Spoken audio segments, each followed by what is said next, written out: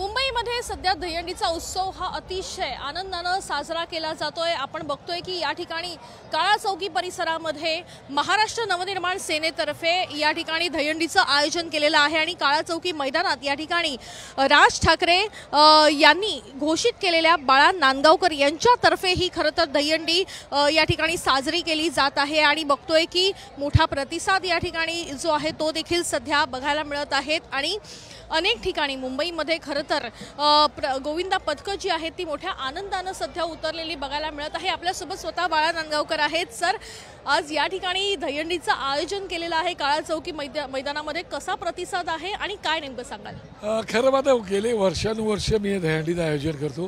हे पहिलंच वर्ष की मी या ठिकाणी थांबलोय आणि आता मी माझ्या गोविंदासोबत जातो आणि सकाळपासून 9 वाजल्यापासून सुरू झालं। 200 पेक्षा जास्त गोविंदा गेले, गोविंदा जातात येतात ते चालू असतं। पण लोकांमध्ये तरुणांमध्ये प्रचंड उत्साह आहे। मधल्या कोरोनाच्या काळामध्ये आणि मधल्यानंतरी प्रचंड दहीहंडीवरती बंदी आली, त्याच्या उंचीवर बंदी आली, सरकारने बंदी घातली, कोर्ट कचेरी झाली, अप टू पार सुप्रीम कोर्टावर जावं लागलं। त्यावेळेला आम्हाला भूमिका पण घ्यावी लागली। पण आज हा हिंदू सण मराठमोळा सण धूमधडाक्यात साजरा होतोय आणि तरुण मुलं खास करून आणि तरुण मुली प्रचंड प्रमाणामध्ये आणि उत्साहामध्ये साजरे होतात, याच्यात सहभाग करतात।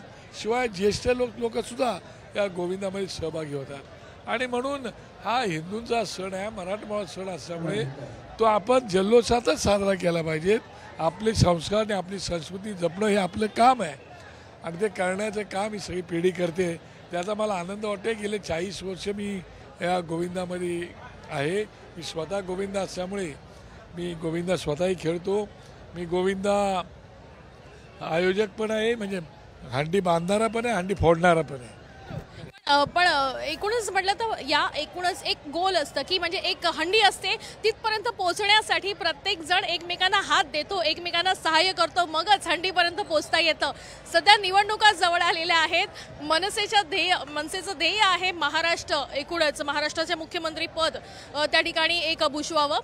कशा पद्धतीने ही शिडी असेल, कोणाला हात देणार आहे? मला असं वाटतं की बघा, राजकारणामध्ये कोणी कोणाचा मित्र नसतो कायमचा आणि कोणी कोणाचा शत्रू पण कायमचा नसतो। राजकारणात नेमकं काय होतं मला माहिती नाही।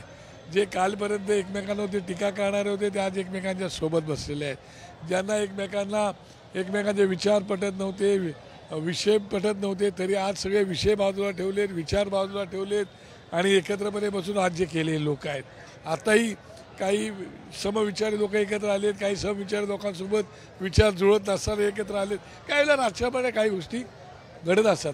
मला असं वाटतं आतापर्यंत आम्ही भूमिका जर पाहिली, लोकसभाची निवडणूक झाली आता मोदी साहेबांची 2024ची, त्या निवडणुकीला आम्ही बिनशर्त पाठिंबा त्यांना दिला।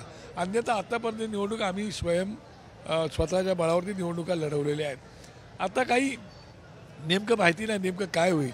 तो पक्षाध्यक्ष सन्माननीय राज ठाकरे साहेबांना पूर्ण अधिकार आहे नेमकं काय करायचं नाही करायचं। आजच्या तारखेला मात्र आम्ही स्वबळावर लढवण्याचा निर्णय आमचा आहे। कदाचित काही राजकारणात घडू शकतो आणि मला असं वाटतं की महाराष्ट्राच्या विकासासाठी, महाराष्ट्राच्या भल्यासाठी सगळंच बोलतात की आम्ही सत्तेमध्ये जाऊन बसायला बघतो। आमचं म्हणणं की आतापर्यंत आम्ही संघर्षच करत आलेलो आहोत। मात्र एवढ्या वर्ष इतरांना संधी दिलीत, एकदा राज ठाकरेला पण मुख्यमंत्रीपद भूषवायला द्या ना। पाहता खरं जगाला हेवा वाटेल असं महाराष्ट्र राज ठाकरेला घडवायचं ते कसे घडवू शकतात ते पहा। त्यांनी झलक नाशिक महानगरपालिकेमध्ये दाखवलेली आहे की मी काय करू शकतो। फक्त दृष्टी असून चालत नाही, तर त्या दृष्टीसोबत दृष्टिक्षेप पण लांबचा असावा लागतो, विजन असावी लागते आणि ती राज ठाकरे आणि म्हणून राज ठाकरेला संधी मिळाली पाहिजे। आपण बघतोय की या ठिकाणी खरं तर बाळा नांदगावकर यांनी एक महत्त्वाचं विधान केलेलं आहे की राज ठाकरे यांना मुख्यमंत्री पद भूषवण्याची संधी देण्यात यावी। पण सर, ही संधी जेव्हा मिळू शकते तेव्हा इतरांचं सहाय्य मिळेल, इतरांचा हात मिळेल आणि थर एकावर एक जे आहे ते जातील आणि मग त्या हंडीपर्यंत आपण ध्येयापर्यंत पोहोचू। महाराष्ट्र आता जर तुम्ही भारताचं राजकारण पाहिलं तर कुठलंही सरकार एक हाती येत नाही आहे। आता कोॲलिशन गव्हर्नमेंटचा काळ आलेला आहे आणि महाराष्ट्रात पण तेच चाललेलं आहे। मला असं वाटतं की या महाराष्ट्रामध्ये आता कोणाच्या हातामध्ये एक हाती सत्ता मिळेल न मिळेल मला माहिती नाही। राज ठाकरे साहेब बोलतात की मला संधी द्या म्हणून, ही गोष्ट वेगळी, त्यांना तो वेगळा कॉन्फिडन्स आहे। हे जरी बाब असली तरीसुद्धा काही पक्ष एकत्र येतात आणि पुढे जायला बघतात। मला असं वाटतं की आता नेमका कोण कोणाचे हात ह्या निवडणुकीमध्ये विधानसभेच्या 2024ला कधी निवडणूक होते मला माहिती नाही, परंतु आता जे सोबत आहेत ते सोबत असतील की नाही ते माहिती नाही, कोणाला तिकीट मिळणार ते माहिती नाही, आजचा जे आमदार आहे त्या आमदारांना तिकीट मिळते नाही मिळते, काय लोकांचे कापले जातात तिकीट, कदाचित त्याच्यामध्ये नवीन लोक पण येऊ शकतात, या काही घटना घडू शकतात. म्हणजे मला तर वाटतं असं की आत्ताच्या विधानसभेमध्ये काहीतरी विपरीत घडेल, काहीतरी विपरीत घडेल आणि त्याचा हा लोक कंटाळली पण करतील काय. जे लोकांना नको, लोकांनी ज्याच्यासाठी मतदान केले ते मतदानाचा सन्मानच राखला जात नाही आणि म्हणून विधानसभेमध्ये नक्की तुम्ही आता कोणालाही घरी धरू शकत नाही. पण मला वाटतं की लोक याला राजकारणाला संधी देतील. पण तुम्हाला असं वाटतं सध्याचा थर कोसळेल, आताचा थर कोसळेल असं वाटतं तुम्हाला? 100% आता जर तुम्ही पाहिलं तर या निवडणुकीमध्ये लोकांनी आम्ही जागे आहोत, आम्हाला तुम्ही फसवू शकत नाही, आम्ही आमच्या मनाला जे तुम्ही काही अभिषेक द्या काही बोला, आमच्या सत्सद विवेक बुद्धीला जे पटतं ते आम्ही करतो आणि त्याचं उदाहरण 2024ची निवडणूक आहे. त्याच्यामुळे आता जे सत्ताधारी आहेत त्यांनी विचार करण्याची आवश्यकता आहे, जे विरोधी पक्षातले आहेत त्यांनी विचार करण्याची आवश्यकता आहे. आम्हाला तर करायलाच पाहिजेत, आमचं काही जात नाही आहे, आम्ही तर पुढे जाणार आहोत, ह्यांचं आहे ते त्यांना गमवायचं आहे, आम्हाला तर पुढे जायचं, मराठी पाऊल पडते पुढे आणि तो आम्ही पाऊल आमची पुढे टाकू. नक्कीच आपण बघतोय की या ठिकाणी एक विश्वास जो आहे तो बाळा नांदगावकर यांनी व्यक्त केलेला बघायला मिळत आहे.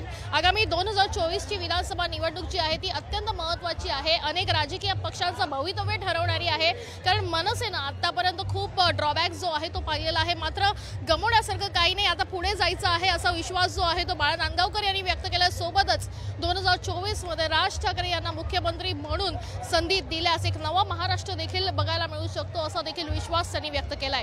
कॅमेरामन नितीन सह वैदेही काणेकर, साम टीव्ही न्यूज, मुंबई. देश विदेशातील प्रत्येक घडामोडींचे लाईव्ह अपडेट मिळवण्यासाठी आता साम टीव्हीच्या सर्व सोशल मीडिया प्लॅटफॉर्मला लाईक, फॉलो आणि सबस्क्राईब करा.